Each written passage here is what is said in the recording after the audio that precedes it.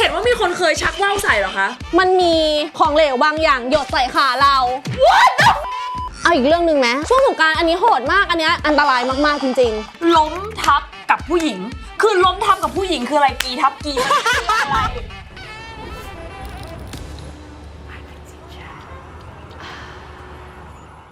Hello and welcome to I Can Teach ยินดีต้อนรับชมพูค่ะสวัสดีค่ะสวัสดีค่ะไม่ต้องกลัวเป็นรายการน่ารักเคยเห็นบ้างเปล่าคะเคยสิคะโอ้โหรายการดังขนาดนี้คุณกันติชาเอาแน่นอนคือเห็นว่ามีคนเคยชักว่าวใส่เหรอคะประเทศไทยมันเป็นเมืองร้อนไงก็ต้องเล่นว่าวกันนิดนึงคือมันโซ crazy แค่ได้ยินมาใช่ไหมว่ามันเกิดขึ้นยังไงวะเกิดขึ้นแบบในห้องลับหรือเกิดขึ้นในไหนยังไงไม่ได้อยู่ในห้องลับไม่ได้อยู่ในไหนทั้งนั้นแต่อยู่บนรถ2 แถวรถ2 แถวใช่รถ2 แถวรถที่เป็นรถโดยสารที่คนเยอะๆเนี่ยแหละเมื่อสมัยก่อนเนาะตอนที่แบบยังไม่มีรถเราก็ต้องขึ้นรถโดยสารแล้วรถโดยสารนะช่วงนั้นมันเป็นช่วงเวลาที่คนเยอะคนเลิกงานเลิกเรียนใช่แล้วพอขึ้นไปเราก็ขึ้นไปคนแรกๆขึ้นไปแรกๆมันก็ต้องโดนอัดเข้าไปข้างในใช่ไหมถูกไหมมันก็มีชายชะกันคนนึงเดินตามขึ้นมาซึ่งเรียกว่าเป็นแบบรุ่นคุณลุงแล้วอะคือแก่แล้วพอคนเยอะเราก็เลยหันหลังมีเพื่อนไปด้วยแล้วก็หันหลังไปหาเพื่อนใช่ไหมล่ะเรารู้สึกว่าก้นเราอะมันสัมผัสบางอย่างอะแต่พยายามคิดว่ามันต้องเป็นแขนเป็นอะไรเงี้ยคิดบวกสักพักหนึ่งเราก็รู้สึกถึงความสั่นอะรู้สึกสักพักหนึ่งเรารู้สึกว่ามันมีของเหลวบางอย่างหยดใส่ขาเรา What? มันชั่วมากอะมันชักว่าวข้างหลังเราจนอสุจิไหลมาลงขาเราเหรอโอ้ my lord แล้วคนอื่นไม่เห็นเหรอแล้วมันพื้นที่มันกระป๋องเขาชักยังไงอะพอหลังจากนั้นเราก็เริ่มรู้สึกไม่สบายใจแล้วเริ่มแปลกๆแล้วชัวร์แล้วแหละแล้วมันมีป้ายหนึ่งที่คนลงเยอะมากคนโล่งเลยนะพอคนโล่งปุ๊บเราก็สงสัยแล้วหันไปมองละว่าอีตาเนี่ยทำอะไรมันก็เดินลงไปกับคนอื่นเขาเลยในป้ายนั้นเราก็ไปลงป้ายหน้าอีกป้ายหนึ่งแล้วก็มาดูซิขาฉันโดนอะไรอีน้องที่ไปด้วยกันป้ายเลยค่ะเล่ามาดมจริงแล้วบอกว่านี่แหละใช่เลยนี่แหละอสุจิเราก็ไม่รู้จะทำไงก็เลยบอกแม่ฮัลโหลแม่แล้วแม่มารับตรงหน้าปากทางตรงนั้นพอดีก็เลยเล่าให้แม่ฟังว่ามันเกิดเรื่องแบบนี้ขึ้นแม่ก็บอกว่าเอายังไงดีเดี๋ยวเราไปตรงนั้นไหมที่มันลงก็บอกไม่เป็นไรเดี๋ยวรอคันต่อไปเพราะว่าเมื่อกี้เนี้ยดูมันลงแล้วแบบมันลนไม่น่าจะใช่ป้ายมันไม่น่าจะใช่ป้ายที่มันลงหรอกมันคือลงเพราะว่าด้วยความลนแล้วมันก็มาจริงๆนะ2 แถวคันต่อไปมันก็คือมันนั่งคันนั้นมาเธอแล้วพอรถจอดคนลงปุ๊บแม่ไม่รอช้าคือมันจะมีฝั่งริมถนนกับฝั่งกลางถนนแม่เดินอ้อมไปแบบไม่กลัวเกรงสิ่งใดทั้งนั้นแล้วแม่ก็เดินไปป๊อกเข้าหัว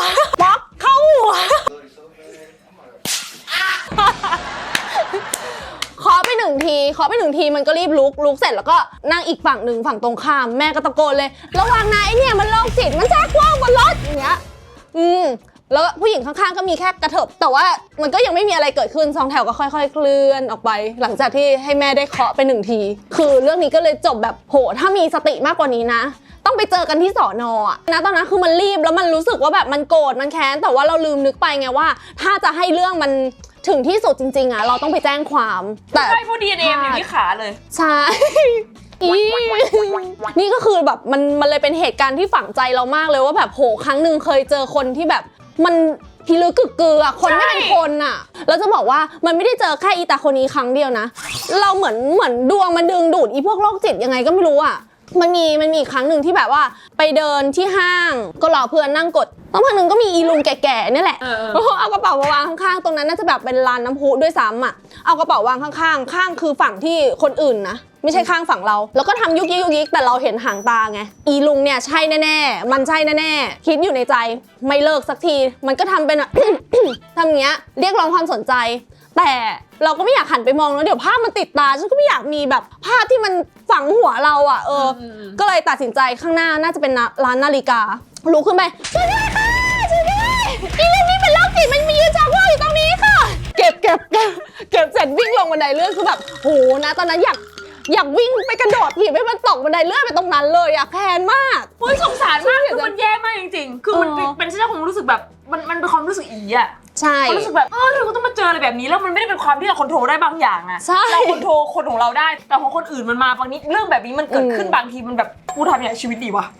แล้วเนี่ยก็คือแบบอยากจะบอกสาวๆเลยนะสาวๆสวยๆเนี่ยไปไหนมาไหนคนเดียวหรือว่าต้องนั่งรถสาธารณะอะไรอย่างเงี้ยเอะใจไว้ก่อนเลยแบบมี question mark ในหัวไว้ก่อนเลยว่าแบบอีนี่มาแปลกอีนี่แบบเข้ามาใกล้ตัวคือต้องระวังตัวตลอดเวลาเพราะว่ามันมีคนที่จิตไม่ปกติเยอะมากๆนะทุกคนมันไม่ใช่แค่ที่ชมพูเจอหรอกแต่ว่าฟังจากเรื่องเล่าของคนอื่นอ่ะคนที่ต้องใช้ชีวิตในการเดินทางด้วยรถสาธารณะหรือว่าต้องเจอคนเยอะๆอ่ะมันเลี่ยงไม่ได้จริงๆที่จะต้องเจอคือฉันเห็นด้วยนะคือผู้หญิงเราอ่ะบางทีเราต้องใช้ชีวิตแบบระวังซึ่ง จริงๆเขาบอกว่าเฮ้ยต้องไปสอนลูกแบบคนอื่นเขามากกว่าผู้หญิงเราควรจะใช้ชีวิตแบบฟรีดัมใช่เห็นด้วยแต่บางทีมันช่วยไม่ได้ที่คนมันมีจิตที่มันแปลกอ่ะแล้วเราก็ต้องแบบคอยตลอดเวลาระวังตัวระวังคนรอบกายช่วยกันมองช่วยกันดูอ่ะบางทีมันเป็นอย่างนั้นอ่ะ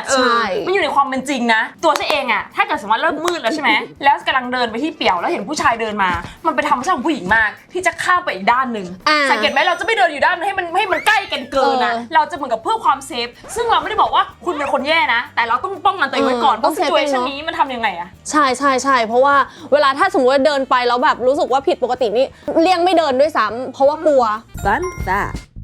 โรคชอบโชว์อวัยวะเพศ exhibitionism สาเหตุของพฤติกรรมนี้เชื่อว่าเกิดจากปริมาณฮอร์โมนเพศชายที่มากกว่าปกติและอาจจะเกี่ยวข้องกับความผิดปกติในสมองรวมทั้งเกิดปัจจัยทางจิตใจที่สำคัญคือปมด้อย inferiority ในเรื่องเพศของตนเองเช่นเรื่องขนาดการมีเพศสัมพันธ์ทำให้ไม่มีความมั่นใจไม่มีความสุขจากการมีเพศสัมพันธ์เมื่อมีแรงขับเคลื่อนทางเพศเกิดขึ้นจึงเลือกที่จะระบายออกมาโดยการโชว์อวัยวะเพศต่อผู้อื่นเพื่อสร้างความมั่นใจในระดับจิตใต้สำนึกเมื่อคนที่ได้เห็นแสดงอาการตกใจกรีดร้องจะเป็นการเพิ่มความมั่นใจทางเพศให้แก่ผู้ป่วยกลุ่มนี้ค่ะเอาอีกเรื่องนึงไหมอันเนี้ยช่วง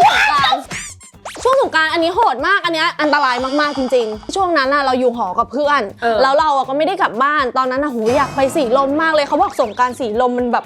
มันดีมากเนี่ยเรื่องอ่ะมันเกิดขึ้นตอนกำลังจะเดินเข้าบ้านซึ่งสงกรานต์เนาะเด็กน้อยอ่ะมันไม่ได้มีรถขับก็ไม่มีวินมอไซค์ที่จะเข้าซอยซึ่งลึกและเปี่ยวพอสมควรตอนนั้นน่าจะเป็นเวลาประมาณ 2-3 ทุ่มประมาณนี้เดินเข้าไปกับเพื่อนอยู่หอเดียวกันแล้วมันก็จะมีเหมือนน่าจะเป็นแบบบ้านหลังนึงที่รวมผู้ชายเยอะๆอ่ะนั่งกันอยู่ช่วงสงกรานต์ค่ะจะมาดื่มใช่ปาร์ตี้เราก็เอาแล้วทำยังไงให้ผ่านตรงนี้ให้เร็วที่สุดไม่ได้คิดอยากจะเดินผ่านตรงนั้นเลยเพราะเราเป็นคนกลัวพอสมควรอ่ะพอเดินผ่านได้ยินเสียงแซวไปเว้ยกูรีบจำรีบเดินเข้าไปเพื่อให้ผ่านตรงนั้นไปแต่แล้วมันมีผู้ชายคนหนึ่งหัวฟูๆเลยนะมาแบบทรงแบบเพื่อชีวิตอะแล้วเขาก็แซวเฮ้ยขอปะแป้งได้ไหมจ๊ะสงกรานต์ไงต้องปะแป้งสาวขอปะแป้งได้ไหมสาวปล่อยไปเจอพี่แล้วเราก็แบบว่าอุ้ยพี่ไม่ได้แล้วหนูจะรีบกลับแล้วไม่เล่นแล้วค่ะเขาเลิกสงกรานต์กันแล้วมันก็ไม่ยอมมันจะปะแป้งให้ได้เสร็จอีเพื่อนที่มาด้วยกันอ่ะมันวิ่งอ่ะจากที่เดินเร็วขึ้นอ่ะมันวิ่งพอวิ่งเสร็จก็เห็นก่อนเพื่อนเลยเพื่อนมันวิ่งพอวิ่งเสร็จเราก็ใจไม่ดีเราก็วิ่งตามดิไอ้นั่นมันก็วิ่งตามเราอีกดิ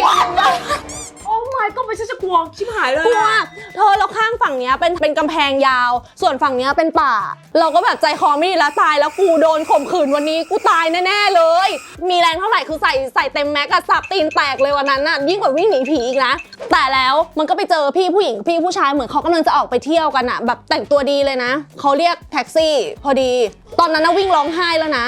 เสร็จแล้วเราก็เลยบอกพี่ผู้หญิงผู้ชายคือเราไม่ได้บอกหรอกเขาเห็นเหมือนเราเหมือนขอความช่วยเหลืออะไรเงี้ยเขาก็บอกว่าน้องขึ้นรถอย่างเงี้ยคือไอ้นั่นมันก็หยุดแล้วนะหยุดแล้วก็แบบว่าโธ่เป็นไรอะแค่ขอปะแป้งเลยหูมึงขอปะแป้งมึงวิ่งตามกูขนาดนี้เลยเหรอก็เลยขึ้นรถไปกับเขาโดยที่ไม่รู้จักด้วยซ้ำว่าพี่ผู้หญิงกับผู้ชาย2คนนั้นเขาเป็นใครแต่มันน่าไว้ใจกว่าไอ้คนนี้อะแล้วเขาก็บอกว่าน้องโอเคใช่ไหมบอกโอเคค่ะโอเคคือก็ไม่ได้เป็นไรพอถึงทางแยกเขาบอกว่าน้องเดี๋ยวให้พี่ไปส่งไหมตรงไหนอะไรเงี้ยบอกอ๋อไม่เป็นไรค่ะพอดีเพื่อนอยู่นี่เชื่อป่ะเพื่อนคนนั้นนะเลิกคบไปแล้วนะเลิกคบจากเหตุการณ์นี้แหละพอรู้สึกว่าเวลาหน้าสิวหน้าขวานคือมึงทิ้งกูอ่ะก็รอดเหตุการณ์นี้ก็คือก็รอดด้วยแบบบุญใดก็ไม่รู้ที่เคยทำมาใช่ก็เลยโทรบอกพ่อบอกแม่อะไรอย่างเงี้ยคิดดูไม่แล้วฉันก็เลยคิดอยู่ว่าแล้วไอ้เรื่องแบบนี้มันแก้ได้ยังไงวะ คือคนเราบางทีมันอยู่ในบ้านที่เป็นโลเคชันที่มันอาจจะเปี่ยวหน่อยเจอคนคือจริงๆแล้วอ่ะมันควรจะไปแก้ให้พื้นฐานแต่ว่าจะกว่าจะเปลี่ยนทั้งประเทศได้อ่ะมันต้องมีกี่คนที่อยู่ในความแบบหวาดกลัวหรือว่าแบบแล้วยิ่งช่วงสงกรานต์อะไรอย่างเงี้ยบางคนอาจจะหาแบบโมเมนต์แบบหาข้ออ้างอันนู้นนี่นั่นอ่ะใครมีเรื่องราวอะไรคอมเมนต์มาได้นะมาแชร์กันมาแชร์กันอย่างเงี้ยอยากให้รู้คนแบบจะได้รู้ว่ามันมีวิธีการต่างๆอะไรบ้างในการป้องกันตัวหรือในการให้มันรู้ไว้ก่อนว่าทีหลังเจอเหตุการณ์แบบนี้ชมพูเคยเจอแล้วเป็นเราจะได้แบบแพลนยังไงไว้ก่อนใช่แต่ถ้าณตอนนี้ที่อยากจะบอกทุกคนนะถ้ามันต้องเสี่ยงอย่าเลือกที่จะเสี่ยงคือถ้าวันนั้น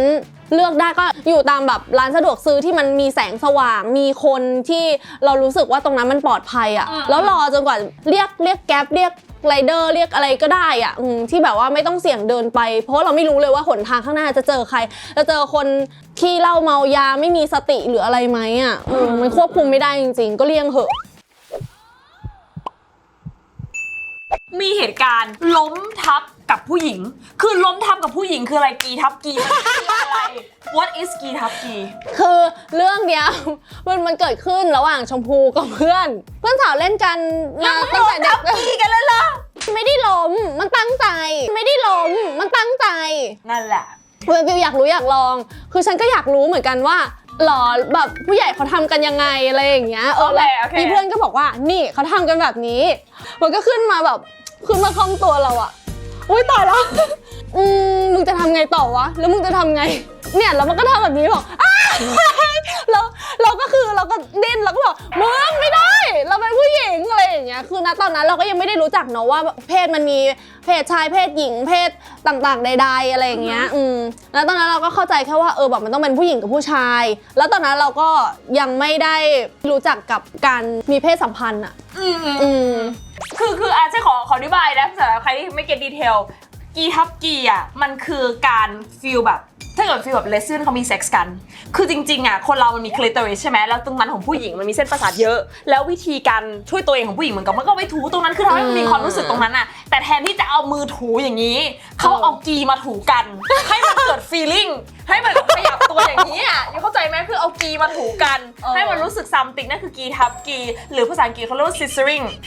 คือเหมือนกับกันไกลกับกันไกลแต่อันนี้คือมันต้องมีความนั่งอย่างนี้หน่อยแต่นี่มันอาจจะเป็นแค่คนนี้นั่งข้างบนอะไรอย่างเงี้ยคืออะไรก็ได้ที่เอากีไปถูอ่ะมันเป็นการร้อนเลยอะให้สัมพันธ์อย่างหนึ่งย้อนกลับไปตอนนางร้ายช่วง audition เธอได้เล่นกับเด็กในทีมฉัน Milk จะพุ่งไปจูบแบบฟีลลิ่งมันเป็นยังไงตอนนั้นหรอตอนนั้นก็แบบก็ตกใจเพราะว่าแต่ละคนน่ะที่มาวันนั้นชมพูต้องรับมือทั้งหมด30กว่าคนน่ะที่ชาจำได้ใช่ปะรับแขกเราเข้ามาเราไม่รู้อ่ะอีนี่จะตบกูฝั่งไหนอีนี่จะยกมือยกตีนขึ้นมากระทำชำเราร่างกูแบบไหนอะไรอย่างเงี้ยคือจุดโฟกัสของเราคือเราก็เดี๋ยวคนนี้มันต้องเข้ามาแบบนี้แล้วบทมันจะต้องเป็นแบบพนักงานออฟฟิศเนาะเพื่อนเมาเพื่อนหรือว่าลูกน้องเจ้านายอะไรอย่างเงี้ยก็หมดแต่โฟกัสตรงนั้นแล้วเราก็ไม่คิดว่าน้องจะจู่โจมเราเข้ามาแบบนั้นตอนนั้นหลับหูหลับตาเลยเพราะรับมือไม่ทันคือแรงมากในใจก็คิดว่าหูยเด็กคนนี้มันสุดยอดเลยว่ะมันฉีกแล้วคือติช่ารู้ไหมหลังจากนั้นชมพูก็โฟกัสแต่น้องนะพยายามถามไปถามพี่ตอนนี้ถึงรอบไหนแล้วน้องคนนี้เข้าไหมอะไรเงี้ยก็คือเราก็ตามถามเราประทับใจในตัวมิวเขาเก่งหรือเราประทับใจอะไรมากกว่านั้นหรือเปล่าไม่มันก็มีความรู้สึกว่าชอบคนที่แตกต่างอะไรอย่างเงี้ยหรอใช่มันชอบคนที่แตกต่างคือแตกต่างสุดๆแล้ววันนั้นทุกคนมาคล้ายๆกันหมดแต่ว่ามิวฉีกเลยหนูรู้นะว่าพี่ชอบผู้หญิงถ้าเราชอบจริงมองไม่ได้เข้ามาเราแบบมันชอบจริงวันนั้นคือถ้าลงตัวเต็มแบบไม่ได้ตัดเข้ารายการทุกคนจะเห็นเลยว่าแบบโหชมพูเสียทรงไปเลยมันเสียทรงไปเลยวันนั้นแล้วน้องเก่งอันนี้เก่งมากอันนี้พี่ชมพูขอชื่นชมเชียร์ทีมติช่านะคะก็อย่าลืมเชียร์ทีมติช่าด้วยนะคะไม่ต้องถามหน่อยว่าเอาจริงๆแล้วยูเป็นคนเปิดกว้างเรื่องนี้ไหมถ้าเกิดจะคบหรือชอบใครจำเป็นว่าต้องเป็นผู้หญิงผู้ชายไหมหรือว่ามีความเปิดกว้างด้านแบบอย่างนี้ไหมตั้งแต่แรกแล้วชมพูมีความรู้สึกว่าชมพูโฟกัสแค่เนี่ยความรักระหว่างผู้หญิงกับผู้ชายแต่พอวันหนึ่งที่เราโตขึ้นมาแล้วเนี่ยแล้วก็มาทำงานอยู่ในวงการด้วยบวกกับเวทีประกวดนางงามของเรามันมีแต่แบบคนที่เป็นฟิลหญิงเราก็ได้สัมผัสกับสังคมตรงนั้นมันก็เลยรู้สึกว่าจริงๆผู้หญิงคบกับผู้หญิงมันไม่ได้แย่เลยนะแล้วมัน ดีเทลต่างๆที่ดีกว่าคบกับผู้ชายด้วยซ้ำคืออันเนี้ยไม่ได้ฟันธงนะว่าจะดีกว่าหรือไม่ดียังไงแต่ว่าแค่รู้สึกว่าเราเปิดใจกับการที่เราจะคบกันกับเพศเดียวกันก่อนจากกันไปฝากผลงานเลยค่ะมีอะไรอยากจะบอกเป็นเมสเสจก็ให้สาวๆแล้วก็เป็นผลงานของตัวเองค่ะสำหรับผลงานของชมพูนะคะก็มีละครนี่รักเกียรติยศค่ะที่จะออนแอร์ทางช่อง 8นะคะเจอกันได้เร็วๆนี้ค่ะนี่ก็ฝากดูด้วยนะคะแล้วติดตามช่องแบบต่างๆแพลตฟอร์มได้ที่ไหนโซเชียลมีเดียก็ช่องของชมพูนะคะก็จะมีช่อง YouTube IG Facebook ใช้ชื่อชมพูอธิตาทั้งหมดเลยค่ะนี่ตรงนี้นะคะก็ฝากไปติดตามชมพูด้วยนะคะวันนี้ขอบคุณมากๆค่ะชมพูที่มาออกรายการนะคะแล้วก็ให้ความรู้แล้วก็ประสบการณ์หลายๆอย่างนะคะที่เราไม่อยากเจอเองนะก็เอาไปเป็นการเรียนรู้นะใครมีประสบการณ์โมเมนต์ใครชักว่าวใส่หรือไม่อะไรแปลกๆก็คอมเมนต์กันได้นะคะเชียมที่ไหนก็คอมเมนต์กันได้นะคะแล้วก็ฝากติดตามชมพูด้วยนะคะเจอกันเอพิโซดหน้าอย่าลืม subscribe คอมเมนต์แล้วก็ไลค์นะคะ see you บ๊ายบาย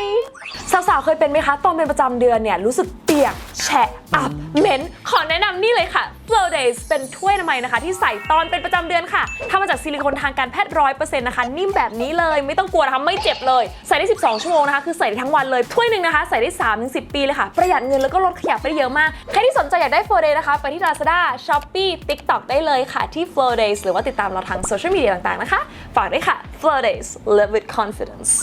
ถ้าเกิดให้เลือกในนางร้าย12 คนสมมุติว่าต้องคบกับคนคนหนึ่งจะคบกับใครในนางร้ายถามเฉยๆติช่าแต่ว่ามันตรงที่สุดแล้วว่าคนนี้น่าสนใจอ่ะอันนี้ไม่ได้แปลว่าต้องคบจริงไงอันนี้คือถามสมมุติ you know สมมุติก็ถ้าบอกว่าสมมุติชมพูก็ถ้าต้องเลือกจริงๆอ่ะตอบแบบนางงามมันต้องถามมาแล้วตอบไปอ่ะถามตรงตอบตรงก็ต้องเป็นน้องมิวนี่แหละแล้วทำไมเขินวะก็ไม่คือมันก็ต้องเป็นเขาแหละเพราะว่าเรารู้สึกว่าเคมีไหมเคมีอ่ะมันได้แล้วถ้า